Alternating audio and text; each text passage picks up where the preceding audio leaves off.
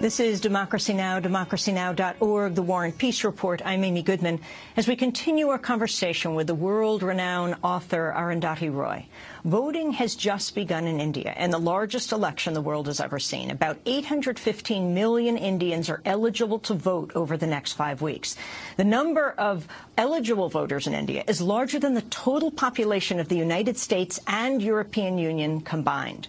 Arundhati Roy won the Booker Prize in 1997 for her novel The God of Small Things. Her latest book is called Capitalism, a Love Story. Democracy Now's That Capitalism, a Ghost Story. Democracy Now's Nermeen Sheikh and I talked to Arundhati Roy about the changes in India she describes in her latest book and the implications for the elections.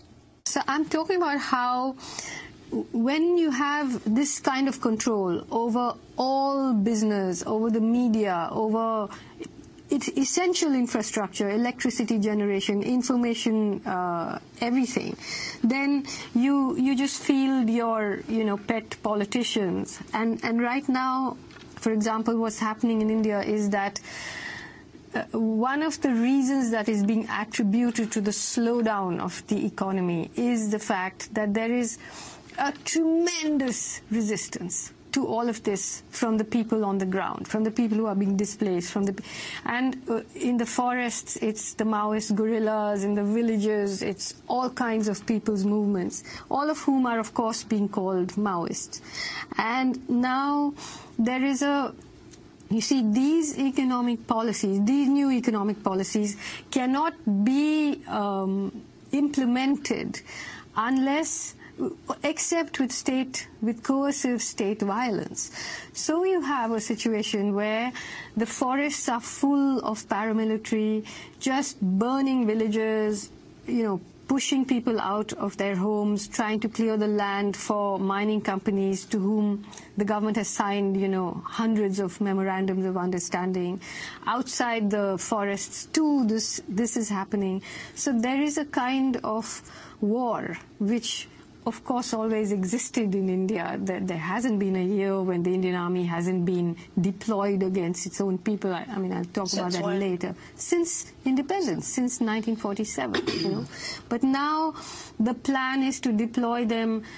Now it's the paramilitary, but this new election is going to be who is the person that the corporates choose, who's not going to blink about deploying the Indian army against the poorest people in this country, and pushing them out to give over those lands, those rivers, those mountains to the major mining corporations. So this is what we are being prepared for now. The Air Force, the Army, going into the heart of India now. But before we go to the elections, one of the operations, the military operations you talk about is Operation Green Hunt. Yeah. Could you explain what that is, when it started, and who it targets? Well, Operation Green Hunt, basically, in 2004, the current government signed a series of memorandums of understanding with a number of mining corporations and infrastructure development companies, to build dams, to do mining, to build roads, to move India into this space where, as the Home Minister at the time said, he wanted 75% of India's population to live in cities, which is, moving, social engineering really, moving 500 million people or so out of their homes. And so then they came up against this very, very militant resistance from the ground. As I said, in the forests, there were armed Maoist guerrillas. Outside the forest, they are militant, some call themselves Gandhians, all kinds. There's a whole diversity of resistance. But though strategically they had different ways of dealing with it, were all fighting the same thing. So then, in the state of Chhattisgarh, Orissa, Jharkhand, where there are the huge indigenous populations, in central India. In central India. The first thing the government did was to, very similar to what happened in places like Peru and Colombia, they started to arm a section of the indigenous population and create a vigilante army. It was called the Salva Judum in Chhattisgarh. The Salva Judum, along with local paramilitary, went in and started decimating villages. Like they basically chased some 300,000 people out of the forests, and some 600 villages were emptied. And then the people began to fight back. And really this whole Salva Judum experiment failed, at which point they announced Operation Green Hunt, where there was this official declaration of war. And there was so much propaganda in the media. As I explained to you now, the media is owned by the corporations who have vested interests. So there was this, the Prime Minister came out and said they are the greatest internal security threat. And, there was this kind of conflation between the Maoists with their ski caps and, the Lashkar-e-Taiba and all these people who are threatening the idea of India. What the government wasn't prepared for was the fight back, not just from the people in the forest, but even from a range of activists, a range of people who are outraged by this. And they passed these laws which meant that anybody could be called a Maoist and, a threat to security. And thousands, even today, there are thousands of people in jail under, sedition, under the Unlawful Activities Prevention Act, and so on. And but that was Operation Green Hunt. But that too ran aground because it's a very difficult terrain, and so now the idea is to deploy the army. And now the corporations feel that this past government didn't have the nerve to send out the army, that it blinked. And so this is the Congress Party. The Congress Party and its allies. So now all the big corporations are backing the 3 times Chief Minister of the state of Gujarat, the western state of Gujarat, who has proved his mettle, by being an extremely hard and cold-blooded Chief Minister, who is now, he is, of course, best known for having presided over a pogrom against Muslims in Gujarat. So talk about who Modi is. This moves us into the election of April. It's going to be the largest election in the world. Who the contenders are, who this man is who could well become the head of India, who the United States has not granted a visa to in years because of what you're describing. Well, who is Narendra Modi? I think he's, changing his idea of who he himself is, because he started out as a kind of activist in this self-proclaimed fascist organization called the Rashtriya Swayam Sevak Sangh, the RSS, which was founded in 1925. Who the heroes of the RSS were Mussolini and Hitler. Even today, the Bible of the RSS has written by a man called Golwalkar, says the Muslims of India are like the Jews of Germany. And so they have a very clear idea of India as a Hindu nation, very much like, the Hindu version of Pakistan. Where you're saying the Muslims should be eradicated. Where they should be either made to live as second-class citizens, or they should move to Pakistan. Yeah, or they should move to Pakistan, or if they don't behave themselves, they should just be killed, So this is a very old, Modi didn't invent it, but he and even the former BJP Prime Minister Vajpayee, the former Home Minister Advani, all of these are members of the RSS. The RSS is an organization which has 40 or 50,000 units across India.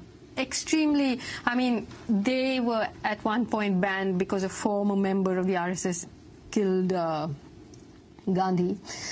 But now, now they are, of course, not a banned organization, and they killed Mahatma Gandhi. Yeah. Assassinated him. But So Modi started out as a worker for the RSS. He of course came into great prominence in 2002 when he was already the Chief Minister of Gujarat, but had been losing local municipal elections. And this was at the time when the BJP had, run this big campaign. They had demolished the Babri Masjid, this old 14th century mosque, in 1992. But they were now saying we want to build a big Hindu temple in that place. And a group of pilgrims who were returning from the site where this temple was supposed to be built, the train in which they were traveling, the compartment was set on fire and 58 Hindu pilgrims were burnt. Nobody knows even today who set that compartment on fire and how it happened. But of course, it was immediately, blamed on Muslims. And then there followed an unbelievable pogrom in Gujarat where more than 1,000 people were lynched, were burnt alive, women were raped, their abdomens were slit open, their fetuses were taken out, and so on. And not these only were that, Muslims. These were Muslims by these Hindu mobs, and it became very clear that they had lists, they had support. The police were on the side of the mobs, and 100,000 Muslims were driven from their homes. And this happened in 2002, which was 12 years ago. And, subsequently there have been, the killers themselves have come on TV and boasted about their killing, come on in sting operations. But the more they boasted, the more it became... for people who thought other people would be outraged, in fact, it worked as election propaganda for Modi. And even now, though he took off his sort of saffron turban and his red tikka and then put on a sharp suit and became the development chief minister, and yet, even recently when he was interviewed by Reuters and asked whether he regretted what happened in 2002, he more or less said, even if I were driving a car and I drove over a puppy, I would feel bad, But he very expressly has refused to take any responsibility or regret what happened. But that's one of the extraordinary things that you describe in the book, is that following liberalization and the growth of this enormous middle class, 300 million, there was a simultaneous shift, gradual shift, to a more right-wing, exclusive, intolerant conception of India as a Hindu state. So simultaneously, this class embraces neoliberalism, the new neoliberalism in India, and also a more conservative Hindu ideology. So can you explain how those two go together, and how, in fact, along with what you said now about Modi, how that might play out in this election? Whenever I speak in India, I say that, in the late 80s, what the government did was they opened two locks. One was the lock of the market. The Indian market was not a free market, not an open market. It was a regulated market. They opened the lock of the markets, and they opened the lock of the Babri Masjid, which for years had been a disputed site, and they opened it. And both those locks, the opening of both those locks eventually led to two kinds of totalitarianisms. One, and they both led to two kinds of manufactured terrorisms, So the lock of the open market led to what are now being described as the Maoist terrorists, which includes all of us, all of us. Anybody who's speaking against this kind of economic totalitarianism is a Maoist, whether you are a Maoist or not. And the other, the Islamist terrorist. So what happens is that both the Congress party and the BJP has different prioritizations for which terrorist is on the top of the list, But what happens is that whoever wins the elections, they always have an excuse to continue to militarize. So the two main parties who are contesting this election are Congress, which is the ruling party now, and the BJP, the Bharatiya Janata Party, of which Narendra Modi is the head. And you've said that the only difference between them is that one does by day what the other does by night.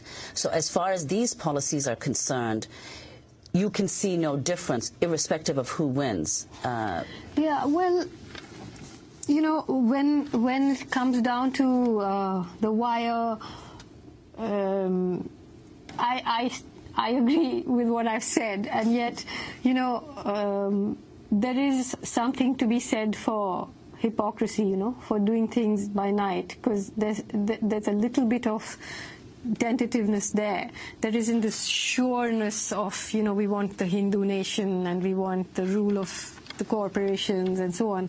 But yes, I mean, what happens is that everybody knows it's like whoever is in power gets 60% of the cut, and whoever's not in power gets 40%. That's how the corporates work. They have enough money to pay the government and the opposition, and all these institutions of democracy have been hollowed out, and their shells have been placed back, and we continue this sort of charade in some ways. Indian writer Arundhati Roy, author of the new book, Capitalism, A Ghost Story. India is in the midst of the largest election in world history. We'll be back with Arundhati Roy in a minute.